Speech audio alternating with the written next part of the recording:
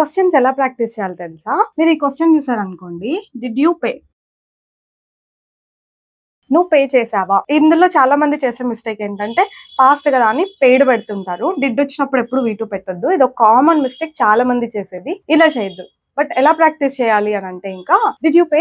Pay చేసావా? ఈ verbs మార్చండి, V1 వర్బే పెట్టండి. ఎప్పుడు కూడా మీరు ఒక క్వశ్చన్ లో ఏ వర్బ్ చూసారు, ఇప్పుడు డిడ్ తో V1 చూసారంటే ఇంకెప్పుడు డిడ్ తో V1 వాడాలి, ఇంకా వేరే ఏది వాడకూడదు. Did you learn? నేర్చుకున్నావా? డిడ్ యూ ప్రాక్టీస్ చేసావా? Did you see? చూసావా? Did you cook? వండావా? Did you learn? నేర్చుకున్నావా? ఇలా జస్ట్ వర్బ్ మార్చుకుంటూ ప్రాక్టీస్ చేయాలి. All that you have to do is just change the verb and practice. Okay, ఇంకా దాని తర్వాత ఈ ప్రనౌన్స్ ఉంటాయి చూసారా, వీటిని మార్చి ప్రాక్టీస్ చేయాలి. Did you pay? నువ్వు పే చేసావా? Did he pay? అతను పే చేశాడా? Did she pay? ఆమె పే చేసిందా? Did they pay? వాళ్ళు పే చేశారా? ఇలా వర్బ్స్ మార్చి ప్రాక్టీస్ చేయండి, ప్రనౌన్స్ మార్చి ప్రాక్టీస్ చేయండి.